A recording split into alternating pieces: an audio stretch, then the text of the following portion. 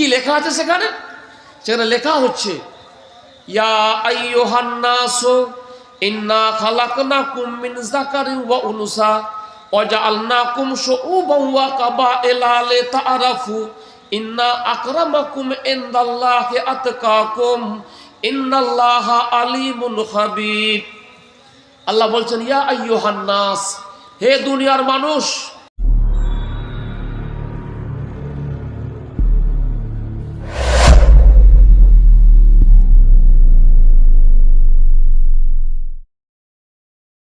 ওয়াশাফাহু ফি আশারাত মিন আহলি বাইতিহি কুল্লুহুম কাদ আজাবাত লাহুন নার আও কামা ক্বালা আলাইহিস সালাতু ওয়াস সালাম।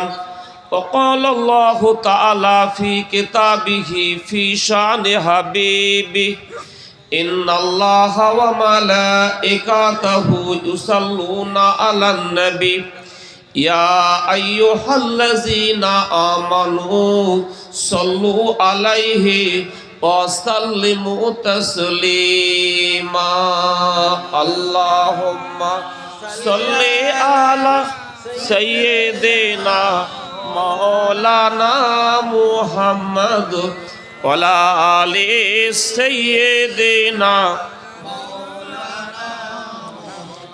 اللهم صل على سيدنا مولانا محمد وعلى آل سيدنا مولانا محمد। हमने माना कि जन्नत बहुत है हसीन, छोड़कर हम मदीना न जाए कहीं। यूं तो जन्नत में सब है मदीना नहीं, यूं तो जन्नत में सब है मदीना नहीं, और तो जन्नत मदीने में मौजूद है। बलगल ओला बिकमालिही कशफत तुजा बिजमालिही।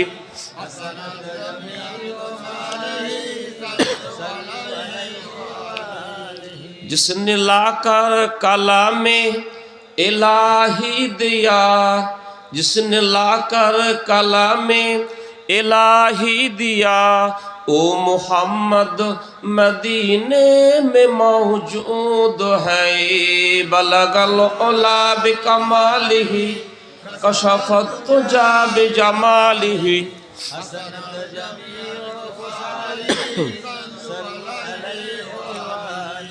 फूल खिलते हैं पढ़ पढ़ के सल्ले आला, फूल खिलते हैं पढ़ पढ़ के सल्ले आला।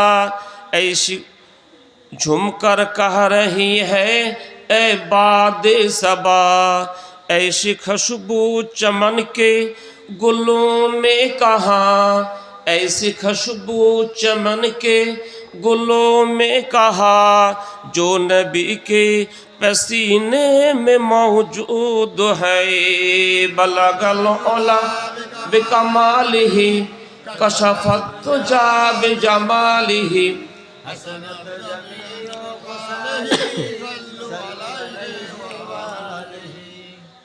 मेरी उल्फत मदीने से यूं ही नहीं, मेरी आका का रौज़ा मदीने में है। मैं मदीने की जानिब न कैसे खींचूं, मेरा दीन और दुनिया मदीने में है। बलगल ओला बिकमालिही कशफत तुजा बिजमालिही हसनत जमीउ खुसालिही। अम्मा बाद फया अय्युहल हाजिरूना रहमाना और रहमाकुमुल्लाह। আমন্ত্রিত ওলামা এ কেরাম, উপস্থিত আমার বয়োজ্যেষ্ঠ মুরব্বী এ কেরাম, সমবয়সীরা, যুবকেরা ও স্নেহের কচিকাঁচা বাচ্চারা এবং পর্দার আড়ালে অবস্থিত ধার্মিক মা ও বোনেরা, আমরা আল্লাহ তাবারক ওয়া তাআলার অশেষ মেহেরবানিতে দুনিয়ার যাবতীয় কার্যাবলী ফেলে রেখে এই নেকির মজলিসে আমরা একত্রিত হয়েছি। যে রব্বুল আলামিন আল্লাহ আমাদেরকে এই নেকির কাজে অংশগ্রহণ করতে পর্যন্ত আসার তৌফিক দিয়েছেন, তার কৃতজ্ঞতা প্রকাশার্থে আমরা সকলে বলি আলহামদুলিল্লাহ। সুধীজন, আমি 1.5 ঘন্টার মতো কথা বলবো। এই প্রাথমিক কথাটা বলছি, এটা ভিজিয়ে নিচ্ছি, তারপর আমি চষতে আরম্ভ করব। আমি একজন আলেম, ধর্মীয় পণ্ডিত এবং আমি একজন স্কুল টিচার, একটি উচ্চ মাধ্যমিক হাই মাদ্রাসার হেডমাস্টার মশাই। আমার কথার ছোঁয়াতে কোরআন হাদিস থাকবে, জ্ঞান বিজ্ঞান থাকবে এবং বাস্তব কতগুলো দৃষ্টান্ত আমরা শুনতে পাব। এই যে যতটুকু ভূমিকা রাখলাম, কোরআন হাদিসের সাথে জ্ঞান বিজ্ঞান বলবো, ইতিহাস ভূগোল বলবো, যে বাস্তব দৃষ্টান্ত তুলে ধরবো, এ পর্যন্ত শোনার আপনাদের সময় হবে তো? অসুবিধা হবে না তো? অসুবিধা হবে না? আমাকে ভাই সাহেবরা বললেন যে আমি বেশ কয়েক বছর আগে আপনাদের এখানে একবার এসেছিলাম। এর আগেও আমি এসেছি আপনাদের এখানে, নাকুলপাড়াতে কয়েকবার এসেছি, চকভেদুয়াতেও এসেছি। ওয়াজ করাটা এটা আমার পেশা নয়, এটা হচ্ছে আমার নেশা। একটা কথা স্পষ্ট করে বলে রাখি, যারা পেশাদার বক্তা তারা দাওয়াত করতে গেলেই বলবে এত 1000 টাকা দিতে হবে। ঠিক বললাম না ভুল বললাম? আর আমি একমাত্র মনে হয় বক্তা, নো ডিমান্ড। সারা পশ্চিমবঙ্গের বিভিন্ন জায়গাতে আমি ওয়াজ করে বেড়াই, কিন্তু আল্লাহ একজন বান্দাও বলতে পারবেন না যে মুফতি সাহেব আমার কাছ থেকে এই 10 টাকা কি 5 টাকা চেয়েছেন। No demand. আমি আখেরাতকে বিশ্বাস করি, পরকালকে বিশ্বাস করি, কবরকে বিশ্বাস করি, জাহান্নামকে ভয় করি এবং জান্নাতের আশা রাখি। সেজন্য দুনিয়াবি কোনো আমি লোভ এবং লালসা আমার মধ্যে থাকে না। বোঝা গেল? তাহলে এবারে সেই মেন্টালিটি, সেই মনোবৃত্তি নিয়ে আমি এবারে ওয়াজ আরম্ভ করব। আমার ওয়াজের প্রথম প্যাটার্নটা একটু শুনে রাখুন। আমার ইয়ং জেনারেশনের যুবকেরা বলতে পারবে যে গত 2 বছর আগে বিশ্বকাপ ফুটবল হয়ে গেল কাতারে। মনে আছে? মনে আছে? মুরব্বী সাহেব বলছেন মনে আছে, যুবকদের মনে আছে? 2022 সালে 20শে নভেম্বর, মনে পড়ছে? কাতার বিশ্বকাপের উদ্বোধন হয়েছিল। উদ্বোধনী অনুষ্ঠানে নাচ গান দেখেছিলেন? কথা বলতে হবে। কোনো নর্তন কীর্তন গান বাজনা, যে কি দিয়ে উদ্বোধন হয়েছিল? হ্যাঁ, কোরআন তেলাওয়াতের মাধ্যমে। আমি আমার ওয়াজের সূচনাটা একটু ওখান থেকেই তুলে ধরছি। একটি ফুটবল বিশ্বকাপের উদ্বোধন হচ্ছে আল্লাহর কোরআন তেলাওয়াত করে। তেলাওয়াত করছে কে? তেলাওয়াত করছে একটি প্রতিবন্ধী ছাত্র, তার নাম হলো গানিম আল মুফতা। কি নাম? গানিম আল মুফতা। তার এমনই প্রতিবন্ধী, কোমর থেকে নিচেটা নাই, কোমর থেকে নিচেটা নাই, কোমর থেকে ওপরটা আছে। আর এই এতটুকু বডি নিয়ে 2টো হাতের উপরে ভর করে সে তাম পৃথিবী চষে বেড়াচ্ছে।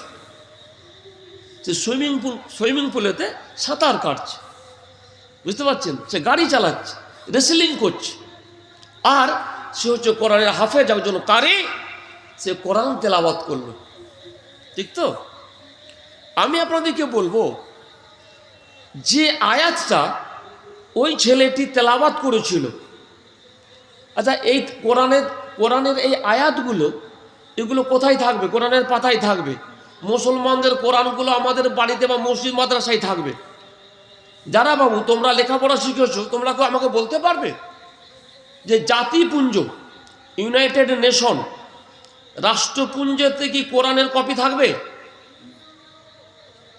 জি থাকবে।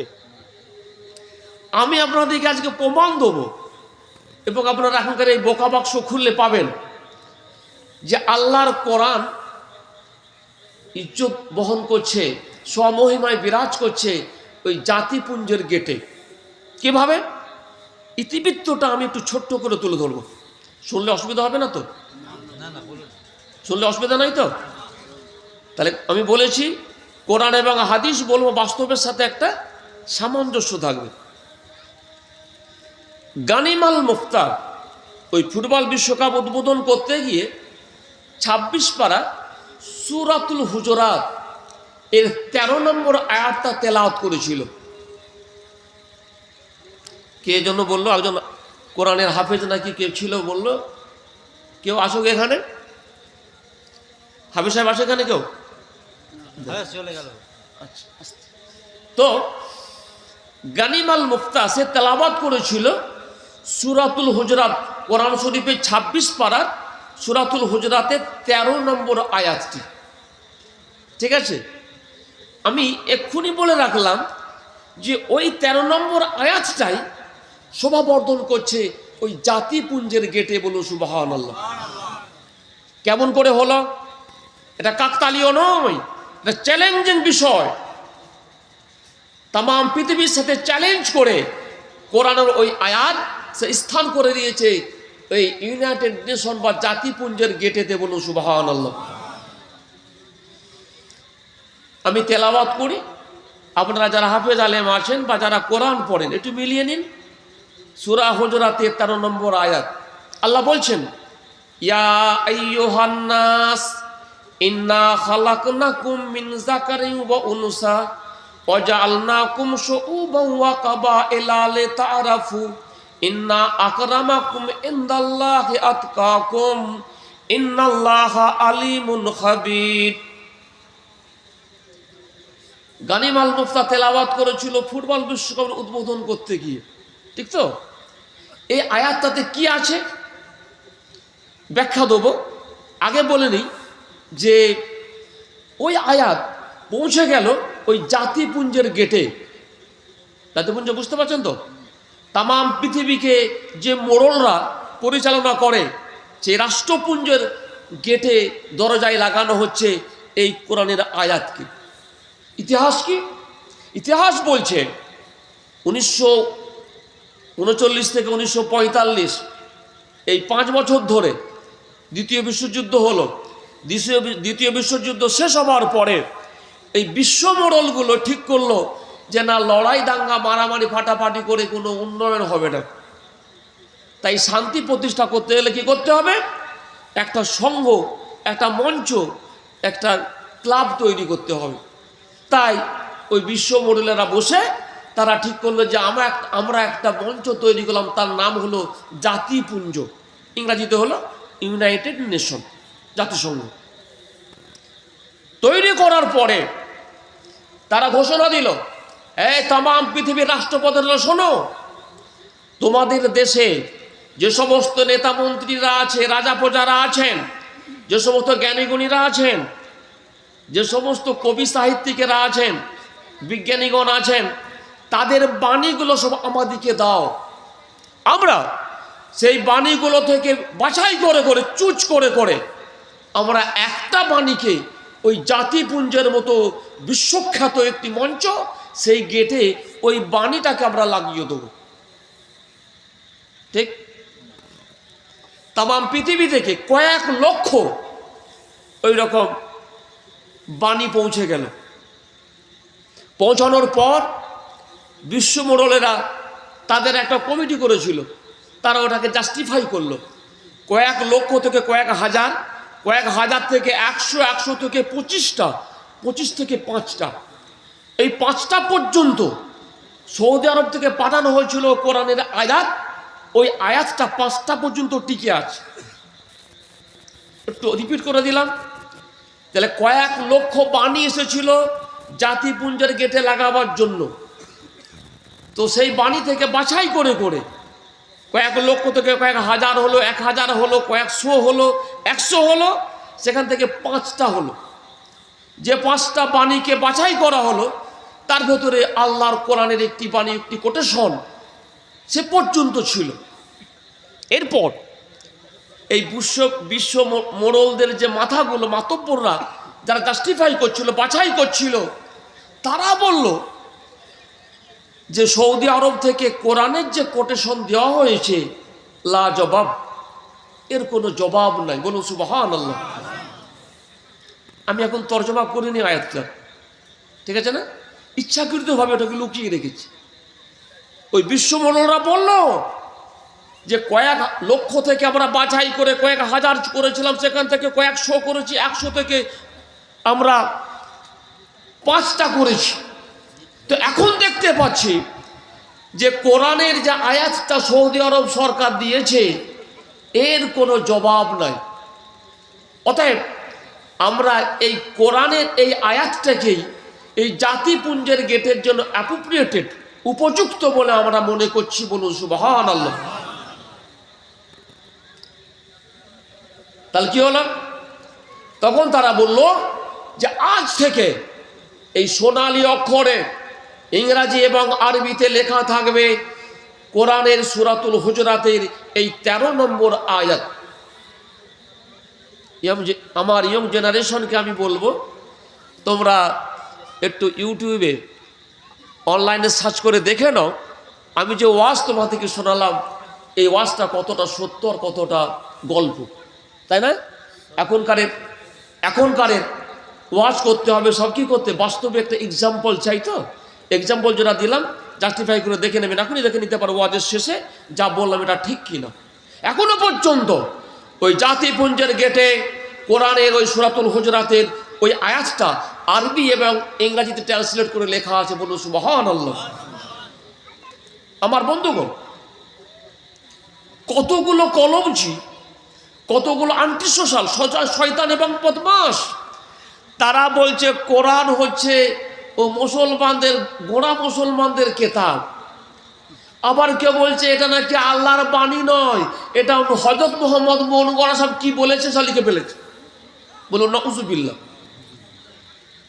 সতীজন, যারা এই রকম আগরম বাগরম কথা বলে তাদের প্রতি উত্তরে আল্লাহ বলেছিলেন, হে আমার বান্দারা, হে দুনিয়ার মানুষ, ইয়া আইয়ুহান নাস, হে দুনিয়ার মানুষ, যদি তোমরা আমার কোরআনের সাথে কম্পিটিশন করতে চাও তাহলে পুরো কোরআন নয়, কয়েকটা সূরা নয়, একটা মাত্র সূরা তৈরি করে দাও, ঠিক আছে? তো তারা, আমি ছোট্ট করে এটা খালি এখনো ভেজাচ্ছি, ওয়াজ আরম্ভ করিনি এবং ভিজিয়ে নিচ্ছি। তো তারা আল্লাহর কোরআনের সাথে কম্পিটিশন করতে গেল, বুঝতে পারলেন? যুদ্ধে নেমে পড়লো। নেমে সূরাতুল কারিয়ার তারা কি করছে, নকল করছে। যে কোরআনে আল্লাহ সূরা কারিয়াতে বলেছেন আল কারিয়াতু মাল কারিয়া ওমা আদরাকা মাল কারিয়া ইয়াউমা ইয়াকুনুন নাসু কাল ফারাসিল মাবসুস ইলা আখিরিল আয়াত। ব্যাখ্যা দেবো না, লম্বা হয়ে যাবে। তো আল্লাহ বলেছেন আল কারিয়াতু মাল কারিয়া, প্রচন্ড একটা শব্দ, ঘাড়ঘাড়াহাট। ওমা আদরাকা মাল কারিয়া, হে আমার নবী, হে দুনিয়ার মানুষ, তোমরা কি জানো ওই প্রচন্ড প্রকাণ্ড শব্দটা কিসের শব্দ? না, সেটা হচ্ছে কিয়ামতের শব্দ। আল্লাহর ফারিস্তা ইসরাফিল যখন বাঁশিতে ফুঁক দেবে, আকাশ বাতাস মুখরিত হয়ে একটা বিকট শব্দ হবে, উপরের গুলো নিচের দিকে নেমে আসবে আর নিচের গুলো ওপর দিকে উত্থিত হবে, উঠে পড়বে। 12 ভাজা নয়, এখন কি খাওয়া হয়? চাউমিন ভাজা, তাই তো? এসব চাউমিন ভাজা হয়ে যাবে, কোথায় লেজ আর কোথায় মাথা খুঁজে পাওয়া যাবে না, ঠিক তো? তো আল্লাহ সূরা কারিয়াতে কিয়ামতের বর্ণনা দিলেন। আর কুফারে কোরাইশগুলো বলল আল ফিল মাল ফিল ওমা আদরাকা মাল ফিল, জাম্বুহু কালিল ওয়া কুরতুমুহু তাবিল। এ শোনো শোনো শোনো, শুনেছো কি? হাতি হাতি হাতি না, হাতি হচ্ছে একটা প্রকাণ্ড দেহওয়ালা একটি প্রাণী, তার কানটা কুলোর মতো, আর লেজটা হচ্ছে ছোট, আর তার সুরটা হচ্ছে একটু লম্বা। আচ্ছা বলুন, কিয়ামতের কথা আর হাতির কথা দুটো এক হলো? যে যখন তারা এটাকে সমাজে যখন প্রকাশ করলো, সমাজের বিদ্বজনেরা বলল যে এ হচ্ছে জাহেলে মোরাক্কাব, বুঝলেন? সব থেকে বড় মূর্খ হচ্ছে এরা, যে আল্লাহ বলেছে পরকালীন জীবনে যে কিয়ামত হবে, কেমন করে কিয়ামত ঘটবে তার পর্যালোচনা করেছেন সূরা কারিয়াতে, আর এরা বলছে হাতি হাতি হাতি হাতি। ঠিক আছে না? বলছে না, এটা সম্পূর্ণ গাল গল্প, এটা কোরআনের সাথে কিন্তু কম্পিটিশনে এটা রাখা যাচ্ছে না, ছুড়ে ফেলে দাও। এখন এই তাম পৃথিবীর কবি, সাহিত্যিক, শিল্পী, জ্ঞানী, বিজ্ঞানীদের বাণীগুলো থেকে বাছাই করে করে, লক্ষ লক্ষ বাণী থেকে বাছাই করে করে এই অ্যাপ্রোপ্রিয়েটেড বাণী পাওয়া গেল, কোরআনের বাণী, ওই সূরাতুল হুজুরাতের 13 নম্বর আয়াত। কোথায় লাগানো হয়েছে? কোথায় লাগানো হয়েছে? রাষ্ট্রপুঞ্জের গেটে। ঠিক তো? এবারে আসুন আমরা একটু তর্জমা করি যে ওই আয়াতে আল্লাহ কি বলেছেন, এবং সেই আয়াতের অর্থের দিকে তাকিয়ে, তার সামাজিক প্রেক্ষাপটের দিকে তাকিয়ে ওই বিশ্বমোড়লগুলো, ইহুদি এবং খ্রিস্টানগুলো কোরআনের ওই বাণীকে ওই বিশ্বমোড়লদের দরবার, রাষ্ট্রপুঞ্জতে, জাতিপুঞ্জতে তারা সেখানে স্থান দিল। ঠিক না? কি লেখা আছে সেখানে? সেখানে লেখা হচ্ছে, ইয়া আইয়ুহান নাসু ইন্না খালাকনাকুম মিন যাকারিন ওয়া উনসা ওয়া জাআলনাকুম শুউবান ওয়া কাবাইলা লিতাআরাফু ইন্না আকরামাকুম ইনদাল্লাহি আতকাকুম ইন্নাল্লাহা আলিমুন খাবীর। আল্লাহ বলছেন, ইয়া আইয়ুহান নাস, হে দুনিয়ার মানুষ, হে দুনিয়ার মানব সম্প্রদায়, ইন্না খালাকনাকুম মিন যাকারিন ওয়া উনসা, আমি তোমাদের সমস্ত মানব সভ্যতাকে, মানবকে সৃষ্টি করেছি কি কোত্থেকে? মিন যাকারিন ওয়া উনসা, একজন নারী আর একজন নর, একজন পুরুষ আর একজন মহিলা থেকে। এটা ঠিক না বেঠিক? ঠিক। খ্রিস্টানরাও মানে, ইহুদিরাও মানে, এটা ঠিক যে সৃষ্টিকর্তা আল্লাহ আমাদেরকে সৃষ্টি করেছেন আদম আর হাওয়া থেকে। তাই আল্লাহ বলেছে মিন যাকারিন ওয়া উনসা, যাকারুন মানে পুরুষ, উনসা মানে স্ত্রী। বিশ্বমোড়ল্লাহ বলল এটা অ্যাপ্রোপ্রিয়েটেড, সত্য কথা। তারপরে আল্লাহ কি বললেন? ওয়াজআলনাকুম শুউবান ওয়া কাবাইলা লিতাআরাফু, হে দুনিয়ার মানুষ শোনো, তারপর যখন তোমাদের জেনারেশন বেড়েছে, জনসংখ্যা বিস্ফোরণ হয়েছে, তখন তোমরা খেয়ে হারিয়ে ফেললে, পরিচয় কেমন করে দেবে? আমি রব্বুল আলামিন আল্লাহ সৃষ্টিকর্তা, মানবকে সৃষ্টি করেছি, তোমাদের পরিচয়টা কেমন করে সুলভ হবে, তাই আমি তোমাদের ভিতরে গোষ্ঠীগত, কাবিলাগত পরম্পরা তৈরি করে দিলাম।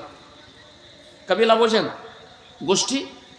এ শেখ, ও সৈয়দ, এ মীর, এ মুন্সি, আছে না? কি কথা বলছেন না? আছে না? আল্লাহ বলছে, বান্দা, যখন তোমাদের এই জনসংখ্যা বেশি হয়ে গেল, তখন পরিচয়টা দুর্লভ হয়ে গেল। কি করে পরিচয় দেবো রে বাবা? আল্লাহ বলছেন, আমি তখন তোমাদের ভিতরে কি করলাম? এই কাবিলাগত, কোরাইশ, আউস, খাজরাজ, আরবদের টাইটেল, পদবী, আমি আল্লাহ এই কাবিলাগত, গোষ্ঠীগত পরম্পরা তৈরি করে দিলাম। কেন? লিতাআরাফু, যাতে করে তোমাদের একে অপরের সাথে পরিচয়টা সুলভে এবং সহজে হতে পারে। বলুন সুবহানাল্লাহ। জাস্ট এক্সাম্পল, আপনি এখান থেকে নাঙ্গলপাড়া গেলেন, কি চকবেদুয়া গেলেন, যাবার পরে যদি আপনার বাড়ি কাঁটাপুকুরে, আপনাকে যে জিজ্ঞাসা করা হয় আপনি কে, আপনি যদি আপনার নাম বলে দেন চিনতে পারবে?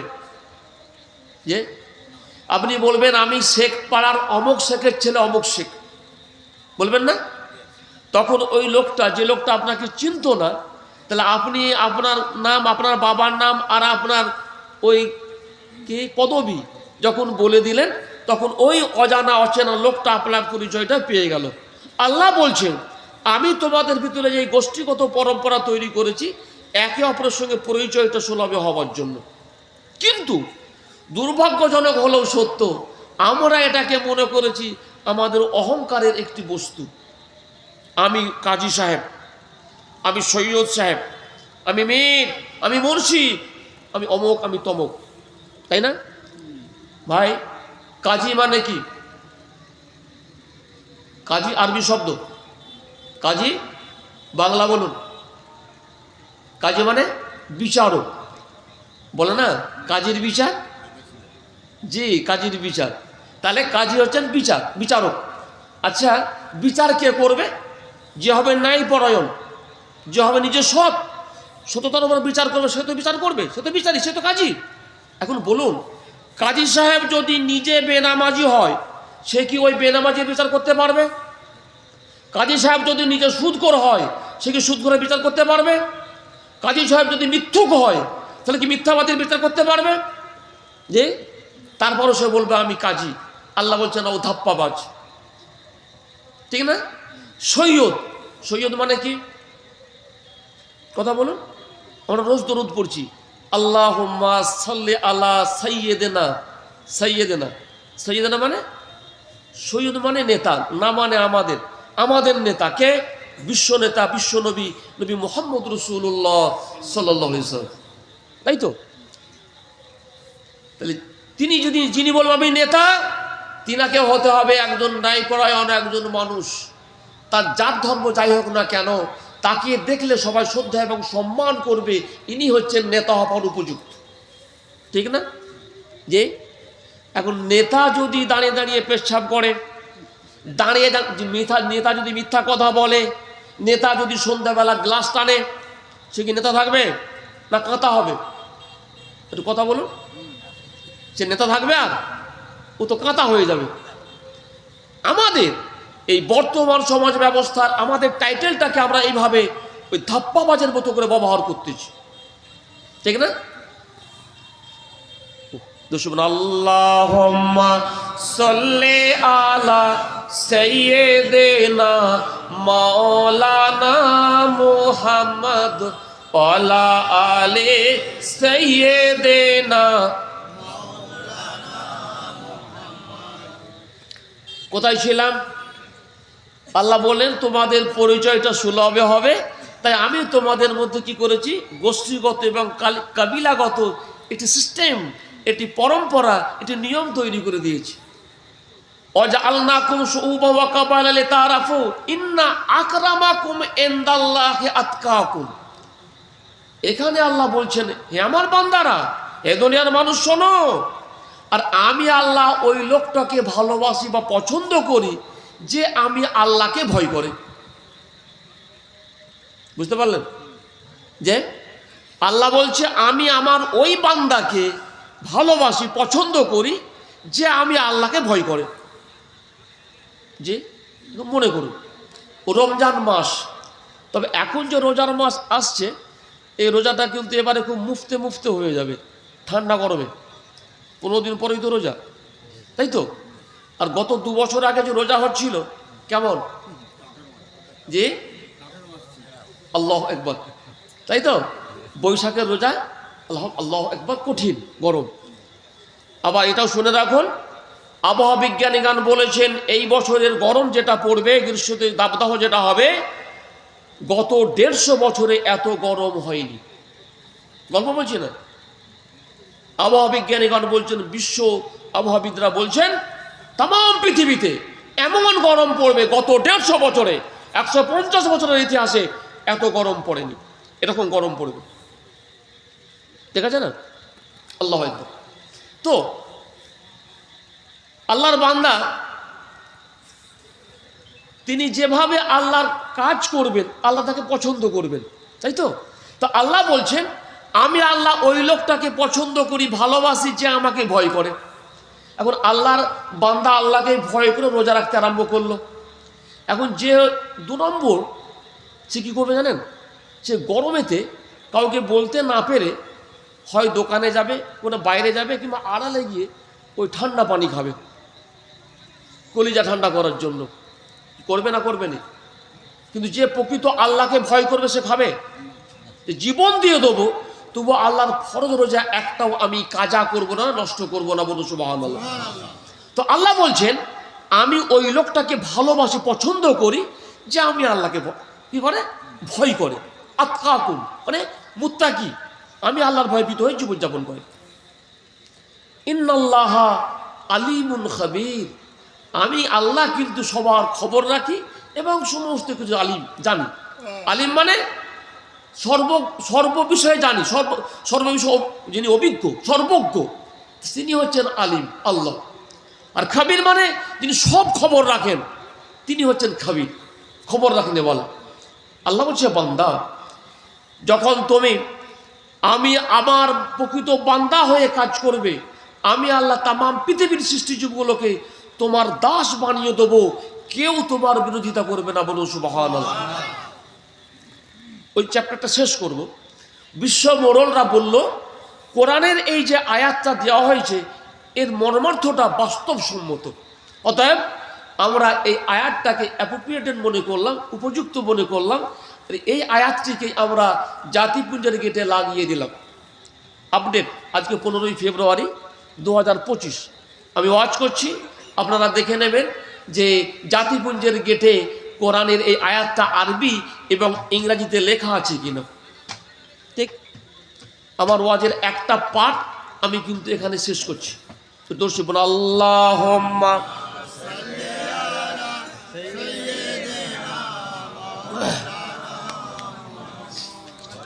ওয়ালা আলি সাইয়্যিদিনা।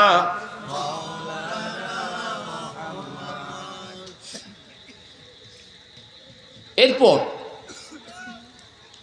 বর্তমান সময়ে আপনি আমি যারা ভারতীয় মুসলমান, আপনার আমার ইমান, আমার জীবন জীবিকা নিয়ে, মসজিদ মাদ্রাসা নিয়ে, এক কথায় আপনার পায়ের মাটি নিয়ে এখন টানাটানি করা হচ্ছে। এটা ঠিক না বেঠিক? ঠিক। যারা রাজনীতিবিদ, এদের ভিতরে কতগুলো উইপোকা আছে। উইপোকা দেখেছেন? উইপোকা দেখেছেন কি করে? হ্যাঁ, ক্ষতি করে। ক্ষতি করে মানে কেমন করে? পোকা শোকানো লুকিয়ে লুকিয়ে করে। উইপোকা, হ্যাঁ, উইপোকা ভিতর থেকে খেয়ে কি করবে? ফাঁকা করে দেবে। কতগুলো রাজনীতিবিদ এই ভোট ব্যাংকের জন্য মুসলিম উম্মাকে তারা ব্যবহার করছে।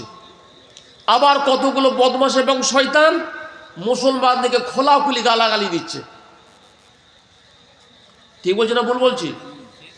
নামটা আমি বলছি না, বুঝতে পারলেন?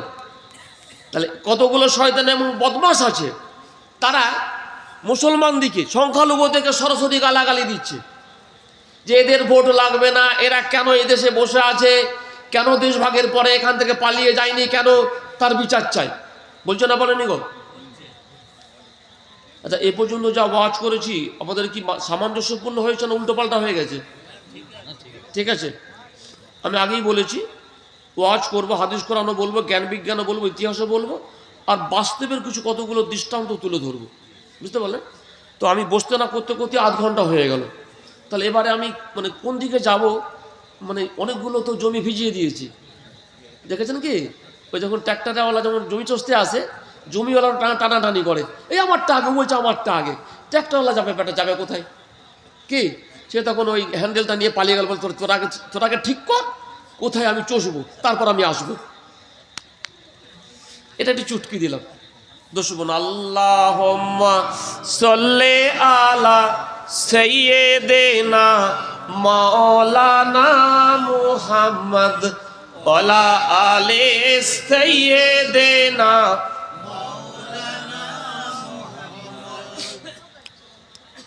এই বিষয়ে যারা মুসলমানদের কোরআন কেতাব নিয়ে, মুসলমানদের পোশাক আশাক, খাওয়া পরা নিয়ে যারা আপনাকে টিকা টিপ্পণী করছে, গালাগাল দিচ্ছে, যারা বলছে যে মুসলমানদেরকে মোব লিঞ্চিং করলে, মেরে ফেললে নাকি কমে যাবে, বলছে না? দেখছেন না? যেখানে পাচ্ছে সেখানেই মারছে, কাটছে। মুর্শিদাবাদের লোকেরা, আমাদের এখানকার সব ছেলেরা বাইরে কাজ করতে যাচ্ছে, সে দেখে মেরে কি করছে, গাফ করে দিচ্ছে। মনে হচ্ছে এই মুসলিম মানে এর কোনো জীবনের কোনো মূল্য নাই, মশা মাছি মারা যা যত সস্তা, আর মুসলমানদেরকে মেরে দেওয়াটা তার থেকে বড় সস্তা। কি গো, ঠিক না বেঠিক? ঠিক তো? আমি কতগুলো দৃষ্টান্ত আপনাদেরকে তুলে দিই। কিয়ামত হয়ে যাবে, তারপরেও এই আল্লাহ এবং রসুলকে ডাকনেওয়ালা এই ইমানদারদের অস্তিত্ব পৃথিবী থেকে কেউ বুঝতে পারবে না, বলুন সুবহানাল্লাহ। ঠিক তো? এখন ধরুন আমরা মুসলমানরা গরু জবাই করে খাই, এই গরু আপনারা খান না বন্ধ করে দিয়েছেন? কথা বলুন, ভয় কিসে? চলছে। মুরব্বীর টেম্পার আছে, ভোল্টেজ ভালো, মনে হচ্ছে আজকেও খেয়েছেন। জি না, হাসি না। মুসলমানরা গরু খায়, গরু জবাই করে খায়, সেজন্য তারা বলছে যে ওই জন্য গরু কমে যাচ্ছে, তাই তো? তাই এখন গরু খাওয়া বন্ধ করতে হবে। তাই কতগুলো হিন্দি বলায় বিজেপি শাসিত রাজ্যে গরু জবাই করা নিষিদ্ধ হয়ে গেছে। গরু ব্যবসা করতে যারা বেরোতো গরু নিয়ে, তাদেরকে গাড়ি সহ লাশ গায়েব করে দিচ্ছে, লাশ খুঁজে পাওয়া যাচ্ছে না। গাড়ি নিয়ে গরু নিয়ে গেল ব্যবসা করতে, জবাই করার জন্য নয়। গরু তোর গাড়িতে কেন? মার বেটাকে পিটিয়ে মেরে ফেললো, বিচার নাই। আচ্ছা, মুসলমানকে কি মেরে মেরে কমিয়ে দেওয়া যাবে?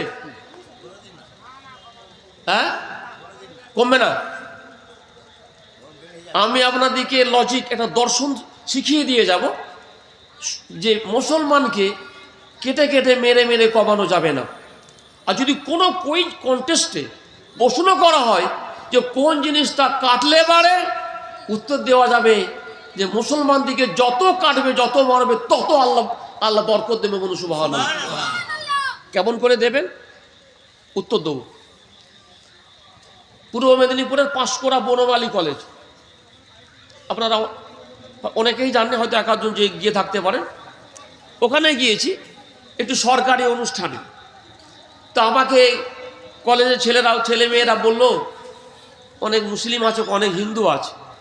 হিন্দুরা বলছে, হিন্দু ছেলেমেয়েরা বলছে, গুরুদেব আমাদেরকে আপনি বলুন, আমাদের ভিতরে এই যে বিদ্বেষ ছড়িয়ে দেওয়া হচ্ছে, আমি হিন্দু ওরা মুসলিম, এই ভেদাভেদ সৃষ্টি করে মুসলমানদিকে বাস্তুচ্যুত করা হবে, মারা হবে, কাটা হবে, এই যা কিছু হচ্ছে, এর উপরে আপনি কিছু বলে দিন। আমি বল, আপনারা আমাকে যতটুকু সময় দিয়েছেন এর উপরে লম্বা কোনো বিস্তারিত আলোচনা হবে না। তবে এক কথায় কোরআনের একটি আয়াত দিয়ে আমি একটি আলোচনা তুলে ধরেছিলাম, আপনাদেরকে শুনিয়ে দেবো সেই কথাটা। বুঝতে পারছেন যে মুসলমানদিকে মেরে কেটে কেটে কমানো যাবে না। কেন যাবে না? এবার আমি যুক্তিটা বলি। যুক্তিটা হলো, যদি মুসলমানরা খাচ্ছে বলে কমে যাচ্ছে, তাহলে ধরে নিন মুসলমানরা যে প্রাণীগুলো খায় না সেগুলোর একটা ইতিহাস পর্যালোচনা করে দেখি। শূকর দেখেছেন? শুয়োর দেখেছেন? আমাদের এলাকায় শুয়োর দেখতে পাচ্ছেন? মুসলমানরা শূকর খায় না? আচ্ছা, জানেন ওই শূকরগুলো যখন বাচ্চা দেয়, শূকরের মা একসাথে কত করে বাচ্চা দেয়? কথা বলুন। হ্যাঁ, 6টা থেকে 8টা বাচ্চা দেয় ইন্ডিয়ান শূকরগুলো। আমি একজন শিক্ষক, একদম আপনাকে দৃষ্টান্ত দিয়ে কথা বলছি। ইন্ডিয়ান শূকরগুলো, ভারতীয় শূকরগুলো 6টা থেকে 8টা করে বাচ্চা দেয়। বছরে কবার বাচ্চা দেয়? 2বার করে। শূকরের মা কবার করে বাচ্চা দেয়? 2বার করে। অস্ট্রেলিয়া এবং আফ্রিকান শূকরগুলো তারা 10 থেকে, নিজে বলেন 10 থেকে 12টা, ওই আফ্রিকার আপনার কি বলে শূকরগুলো 10 থেকে 12টা করে বাচ্চা দেয় এবং বছরে 2বার করে বাচ্চা দেয়। বুঝা গেল? তাহলে যদি শূকরের যদি প্রজনন হয়, তাহলে সারা পৃথিবীতে শূকর আর শূকর, পা ফেলার জায়গা পাওয়া যেত যে? তারপরেও দেখতে পাচ্ছি আমাদের এই লোকালয়তে শূকরের কোনো নামগন্ধ নেই, তাই তো?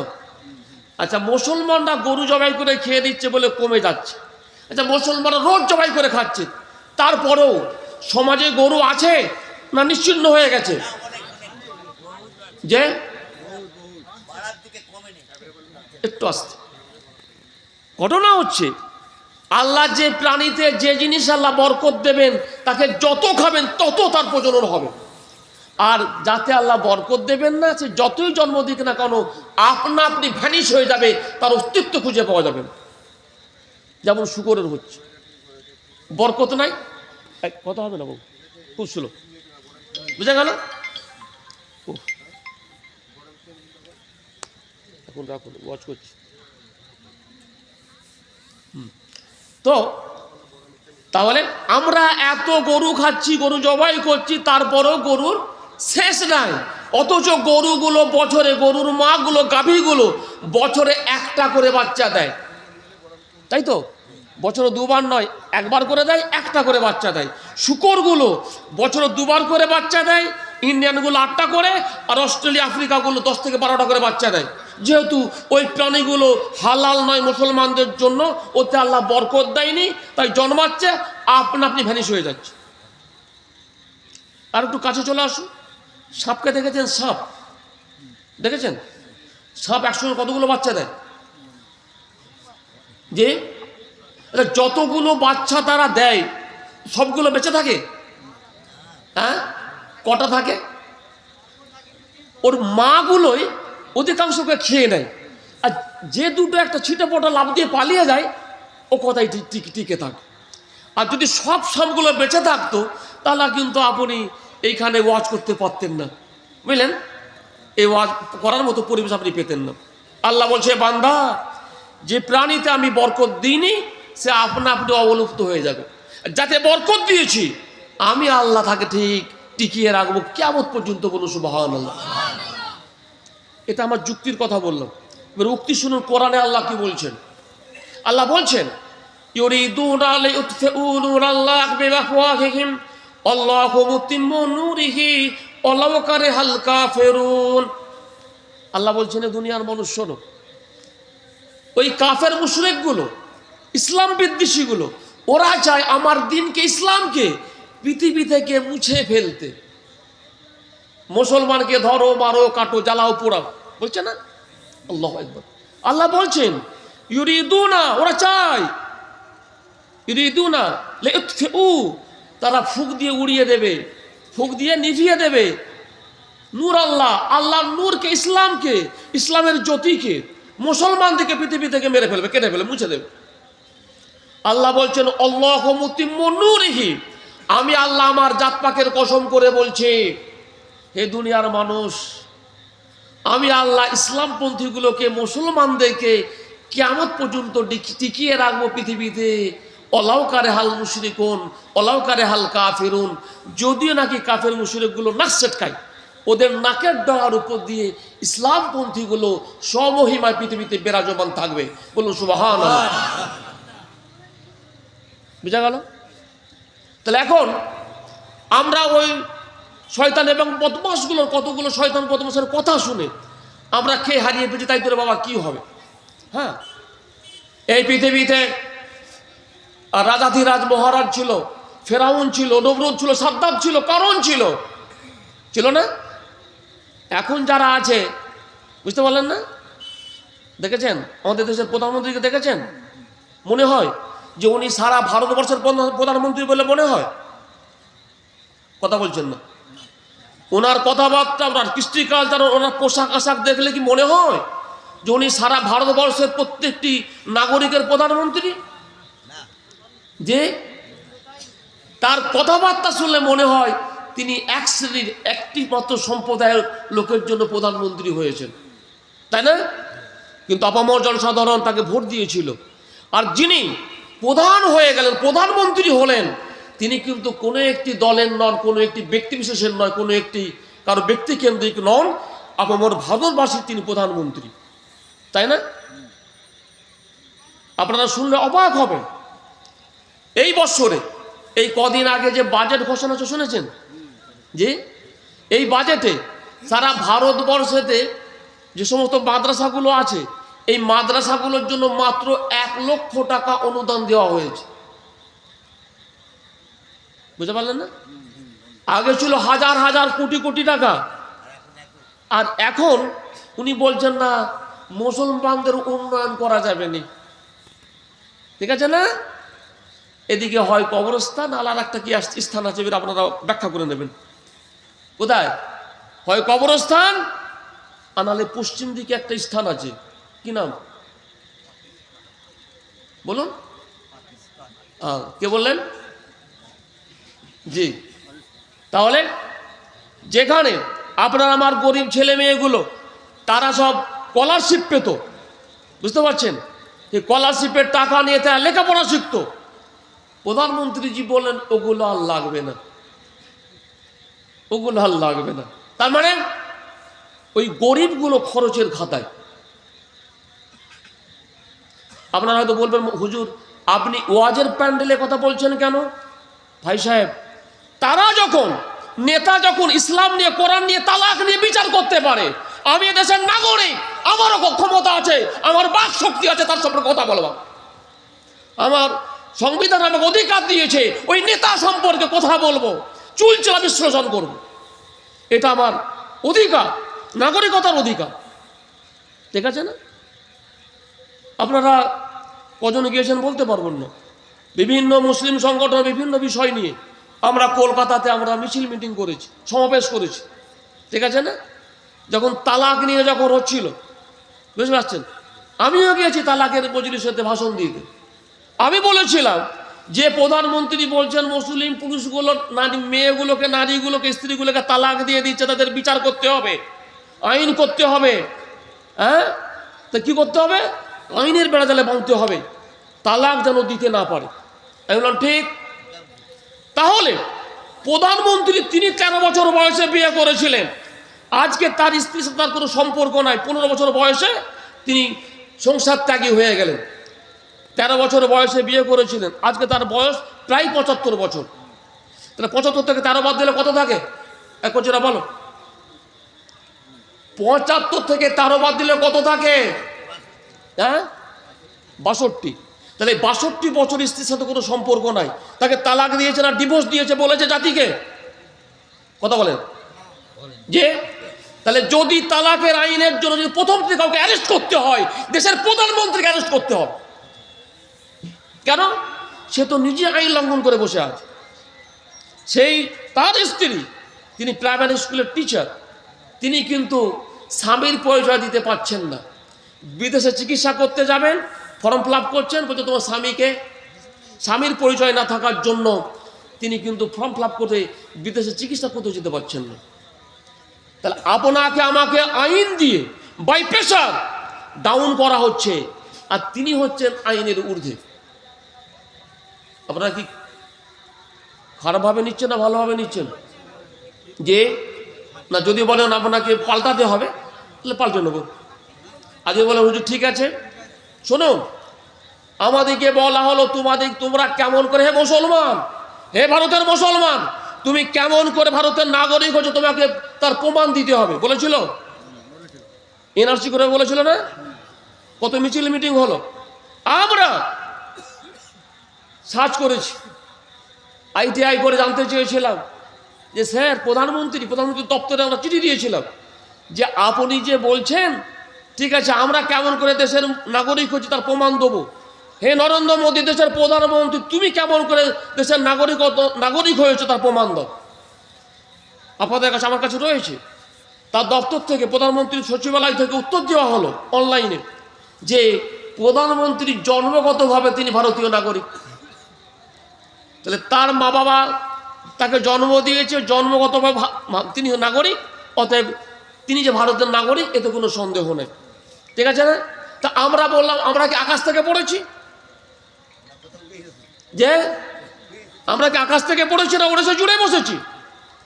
ওই প্রধানমন্ত্রী নরেন্দ্র মোদীর যেরকম এদেশের নাগরিক, তার পিতামাতা জন্ম দিয়েছিল জন্মগতভাবে ভারতের নাগরিক, আমরা প্রত্যেকটি ভারতীয় জাতি, ধর্ম এবং বর্ণ নির্বিশেষে প্রত্যেকেই আমরা দেশের নাগরিক। আমাদের নাগরিকতা সম্পর্কে কোনো প্রশ্ন তোলা যাবে না, ঠিক আছে না? আপনারা জানি না আপনারা রেগে যাচ্ছেন কিনা, আপনাদেরকে হিট করছি না, আমাদের পিঠটা দেওয়ালে ঠেকে গেছে, বুঝতে পারছেন? এই বাংলার একজন নেতা, বিরোধী নেতা, তিনি মুসলমান থেকে গালিগালাজ করছেন, শুনেছেন তো শুক্র আল্লাহুম্মা এই পোকা একটু নিয়ে আসবে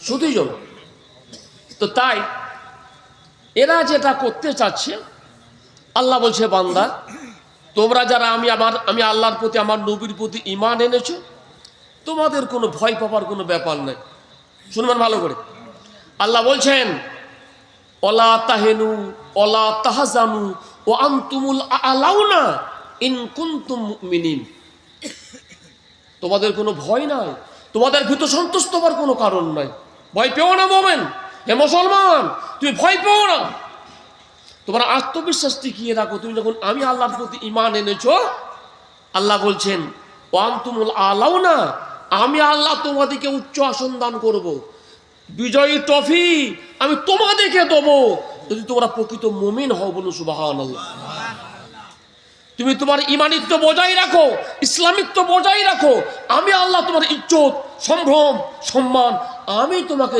বজায় রাখবো টিকিয়ে রাখবো পৃথিবীর কোনো শক্তি এটাকে টলাতে পারবে না বলুন সুবহানাল্লাহ তাই শুধু ওই বিরোধী নেতা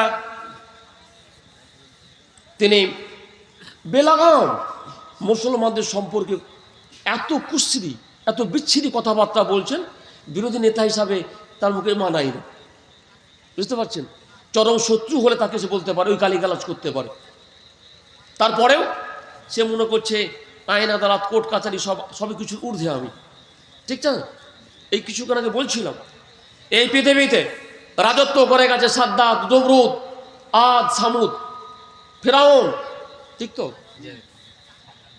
ঠিক না আল্লাহ বলছে শোনো আমি যখন তোমাকে ধরবো সূরা বুরুজ 30 পারা ইন্না বাতশা রাব্বিকা লাশাদীদ আমি যখন ধরবো আমার পাকড় এটা এত মজবুত এখান থেকে পালাবার উপায় থাকবে না জাস্ট একটা বলি উদাহরণস্বরূপ আচ্ছা ফিরাউনের যুগে নবী কে ছিল মুসা আলাইহিস সালাম তাই তো আচ্ছা আর নমরুদের জায়গায় কে নবী ছিল যে ইব্রাহিম আলাইহিস সালাম তাহলে মুসা আলাইহিস সালামের ঘটনাটা ছোট্ট করে বলে দিই ফেরাউন বলল এই মুসা এবং তার সম্প্রদায়কে টিকিয়ে রাখা যাবে না এদিকে সপরিবার কি করতে হবে ম্যাস্ট করতে হবে মেরে ফেলতে হবে যেমন বলছে ভারতের এত কোটি মুসলমানকে মেরে ফেলতে হবে না তাড়াতে হবে ফেরাউন বলেছিল এই মুসা বাহিনীকে আমি টিকিয়ে রাখবো না এদিকে নিশ্চিহ্ন করে দেবো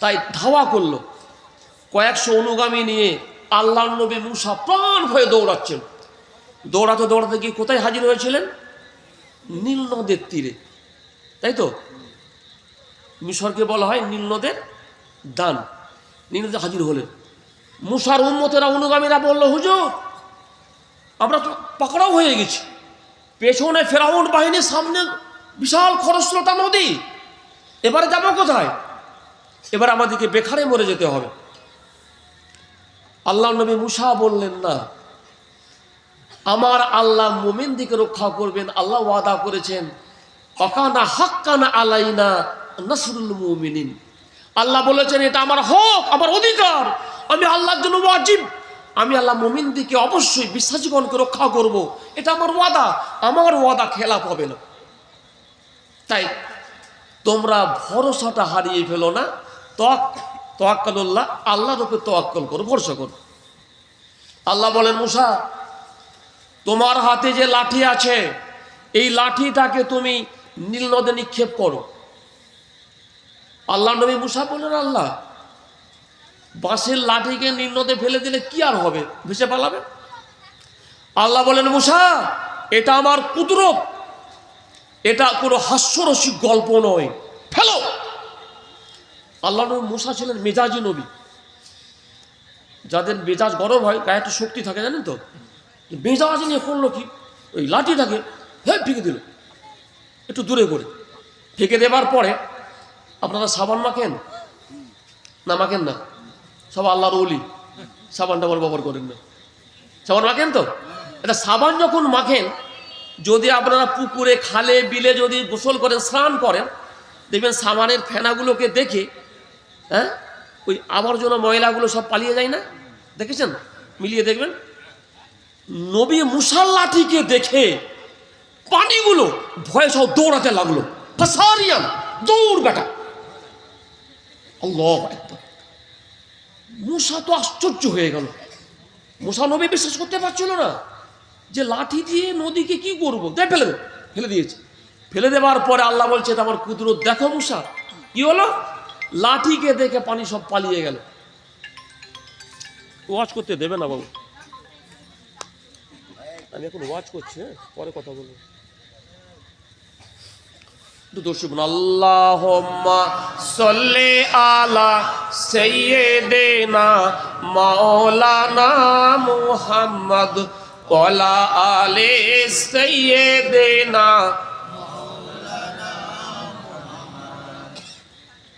যখন পানি যখন পালিয়ে গেল, মানে বিশাল একটা প্রশস্ত রাস্তা তৈরি হয়ে গেল।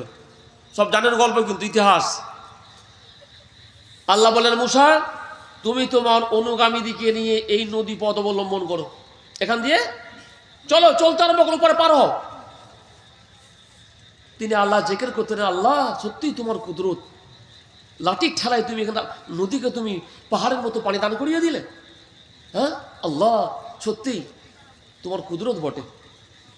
উনি চলতে লাগলেন, ওপারে পার হয়ে গেলেন। পেছনে ফেরাউন বাহিনী আসছিল। আস্তে আস্তে দেখলো, এসে নদীর তীরে দেখছে, আরে বারে বা, তো দারুণ জিনিস।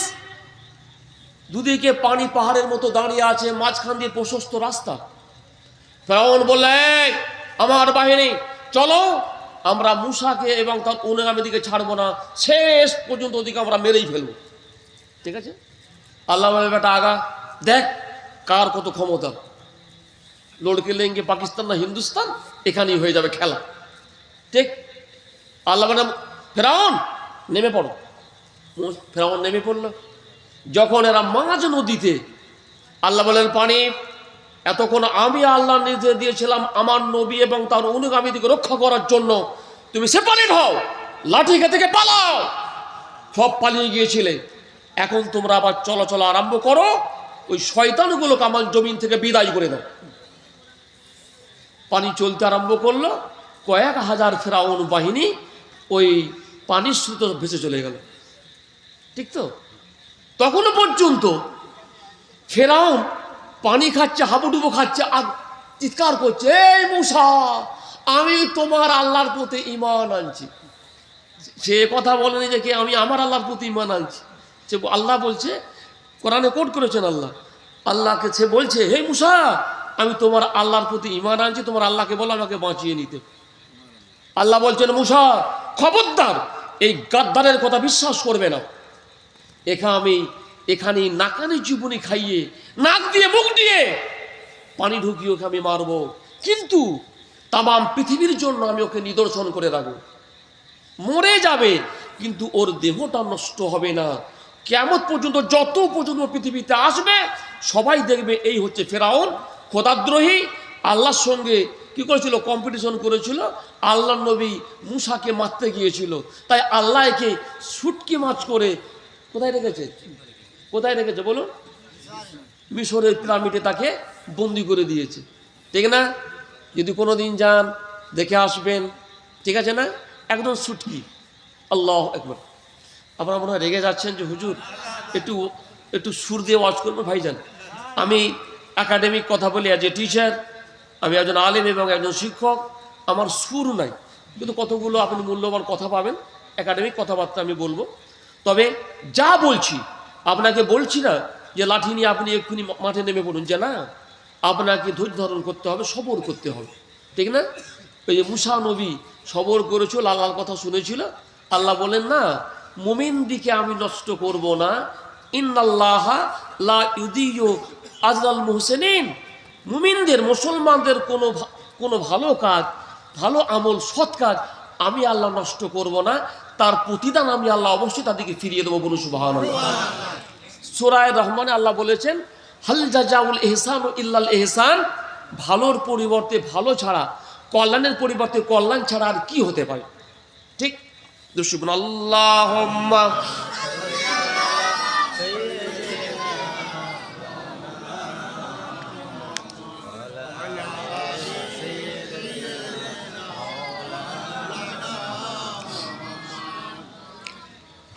সদুজন এই 1.5 ঘন্টার সময় এতে মানে যা বলতে চাইবো সেটা ঠিক ঠিক প্রস্ফুটিত হবে না, তবে আমার মতো করে আমি ওই এর 2 কাটা ওর 4 কাটা ওর 15 কাটা করে চষে দিয়ে চলে যাচ্ছি, বুঝতে পারছেন? বাকি যেগুলো থাকবে যদি কোনো দিন বেঁচে থাকি, আবার যদি কোনো দিন আসি, আমি আপনাদেরকে বলে রাখছি, আপনাদের যা চাওয়া পাওয়া থাকবে এটা টপিক ঠিক করলেন যে এই বিষয়ের উপরে স্যারকে বলবো, মৌলানা সাহেবকে কি মাস্টার সাহেবকে বলবো বক্তব্য দেওয়ার জন্য। আর ইয়ং জেনারেশন যারা আজকের এই ওয়াজ দিয়েছেন, আমি তাদেরকে বলবো যে সমস্ত বক্তারা আসছেন, যেই আসুন, আজকে আমি এসেছি, কালকে অন্য কেউ আসবেন, প্রত্যেক বক্তার জন্য আপনার এলাকা ভিত্তিক কী সমস্যা আছে, কোনটার চাহিদা বেশি, কোনটার ভিতরে মানুষ গোমরা হয়ে যাচ্ছে, কোন কাজটা করলে ভালো হতে পারে, এরকম রূপরেখা তৈরি করে একটু গাইডলাইন বলে দেবেন যে হুজুর এই বিষয়ে আপনি বক্তব্য দিন। আপনার 1 ঘন্টা কি 1.5 ঘন্টা কি 2 ঘন্টা কি 5 ঘন্টার সময়, বুঝা গেল? আমি জ্ঞান দিচ্ছি না, মানে এটা আমার প্র্যাকটিসের কথা বলছি। তো আমার যুবকেরা যারা ওয়াজ করাচ্ছে শুনলাম সব হচ্ছে ইয়ং জেনারেশন, তাই তো? তাই যুবকদিকে বলবো যে বক্তা তাদেরকে আমরা আনবো, তাদেরকে আমরা একটা করে টপিক ঠিক করে দেবো যে হুজুর আপনি এর উপরে বলুন, তিনি তার উপরে বক্তব্য রাখবেন। তো আমার কোনো টপিক ছিল না, সেই জন্য আমি একটু আগড়ুম বাগড়ুম বকে দিলাম হয়তো, তাই তো? হ্যাঁ ঠিকই আছে। দোষ বোন আল্লাহুম্মা সাল্লি আলা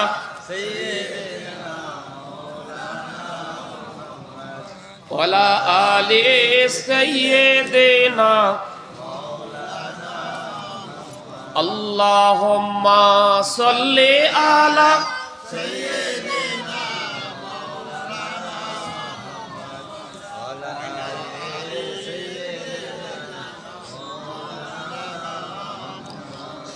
इन हवाओं से कह दो ना आए इधर, मुझको खुशबू की कोई ज़रूरत नहीं, जिसके खुशबू से महका ऐ सारा जहां, ओ नबी के पसीने में मौजूद है। बलगल ओला बेकमालिही कशफत तुजा बेजमालिही,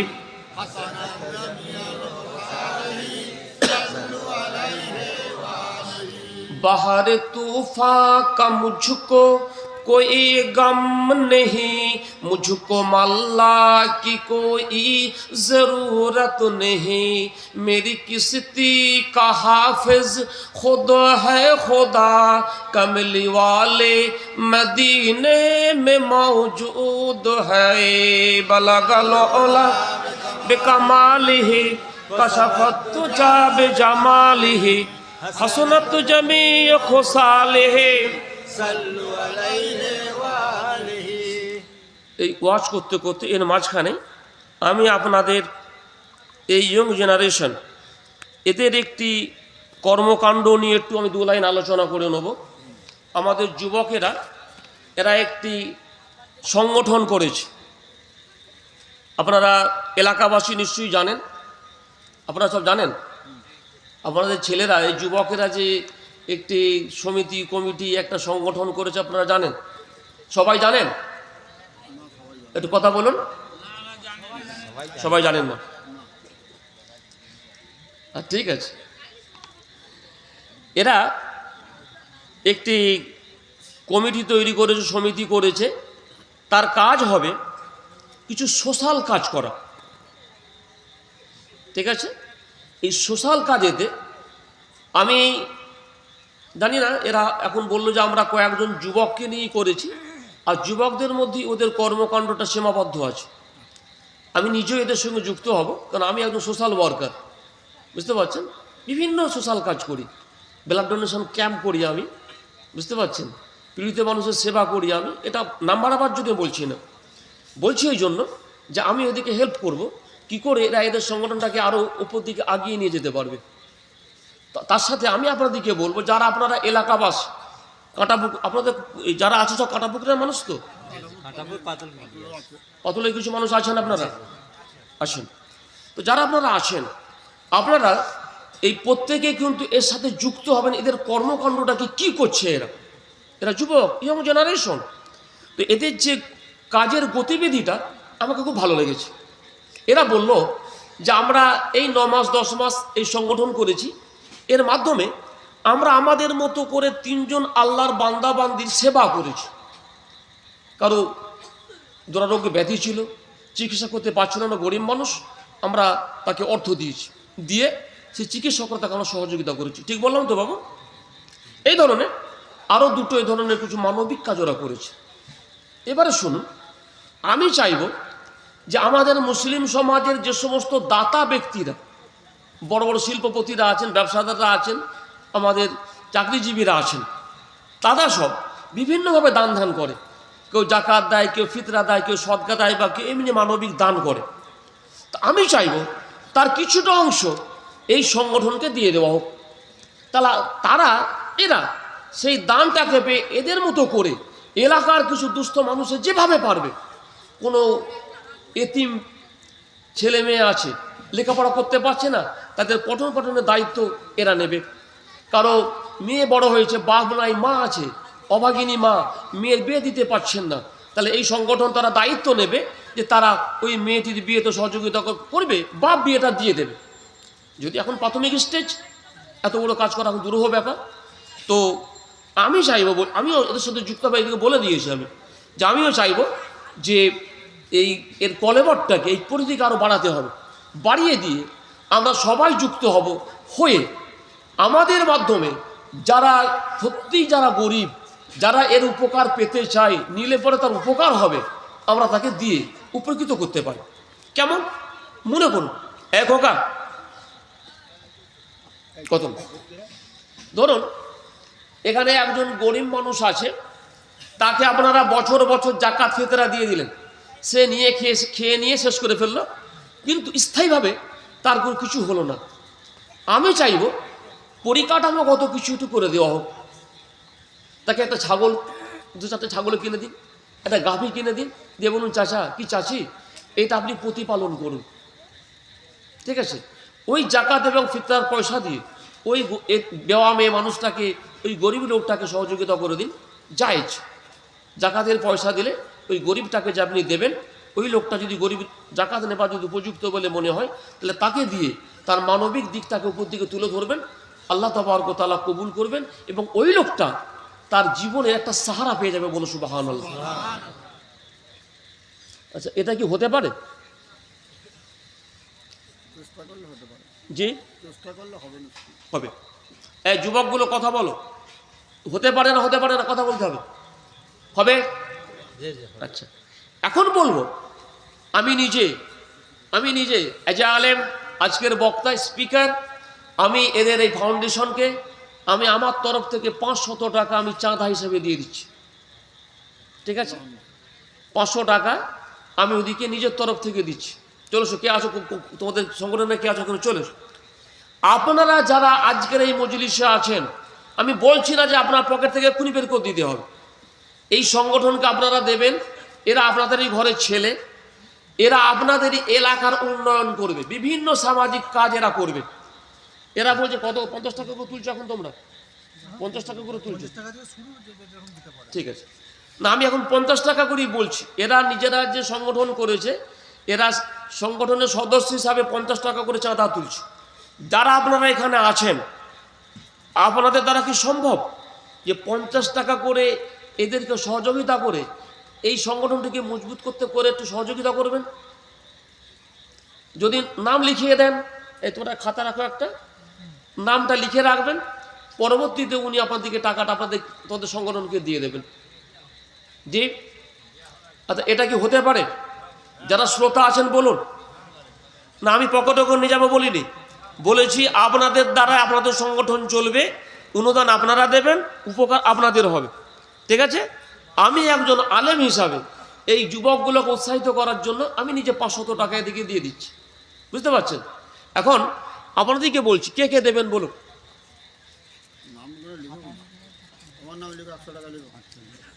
এ দেখো বাবু কে কি বলছেন নামগুলো, একটা খাতা নিয়ে এসো। ওই বাবু হবে না ভাই, কেন দেখো ভাই ধরো তোমার 500 টাকা লোক।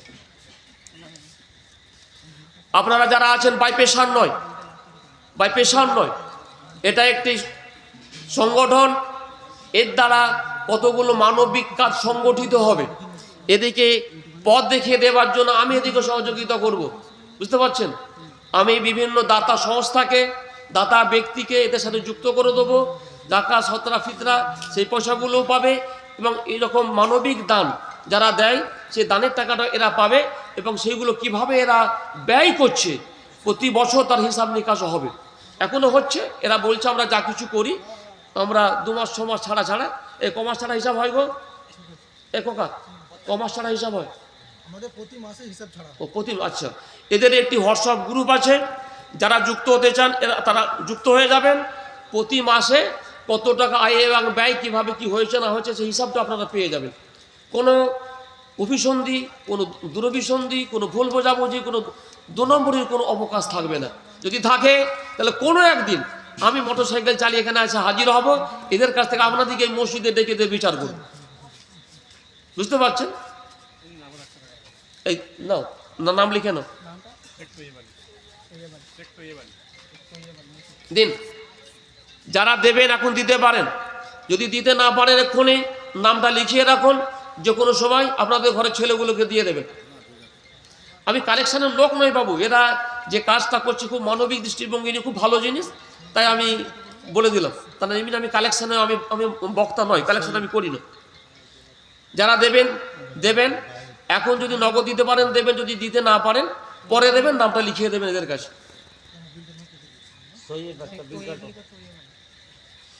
বিল কার্ড পরে কেটে দেবেন, এখন খালি সাদা কাগজে লিখে রাখুন, লিখেন। বলুন বাবু, কেউ কিছু দেবেন বলে মনে হয়? কি বলছে দেখো,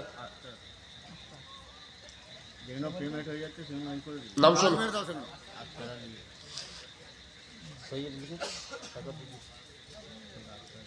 যারা সদস্যরা আছেন একটু মজলিসে যারা হাত তুলছেন বা কথা বলছেন ওদের দিকে একটু আপনারা যান, কে কি বলছেন ওনাদের কাছ থেকে কথা বলে ওনাদের নামটা আপনারা নথিভুক্ত করুন। আল্লাহুম্মা সাল্লি আলা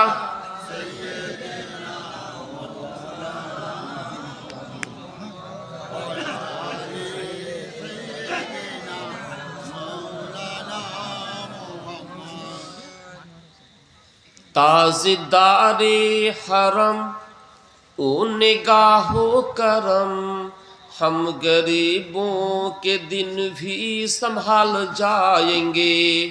हादिए बेकसा क्या कहेगा जहाँ, आपके दर से खाली अगर जाएंगे। बलगल ओला बिकमालिही कशफत जाब जमालिही, हसनत जमीअ खुसालिही। या हबीबे खुदा ए है मेरी दुआ, इतनी तौकीर मेरी वतन को मिले, खाके तैबा को मिले कब्र के वास्ते, काली कमली का टुकड़ा कफन को मिले। बलगल ओला बिकमालिही कशफत जाब जमालिही, हसनत जमीअ खुसालिही।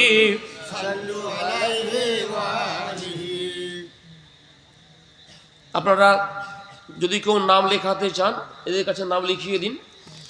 আর 11টা 15 পর্যন্ত কথা বলবো বলেছিলাম, 11টা 8 আমার সময় হয়ে গেছে, 15তে আমি ছাড়বো। তার আগে বলা হয়েছে একটু সালাম কিয়াম আমরা করে নেবো সকলে। তো এখন তোমাদের হয়েছে কাজ? আচ্ছা, আপনারা যদি কেউ লেখাতে চান পরে নাম লিখিয়ে দেবেন।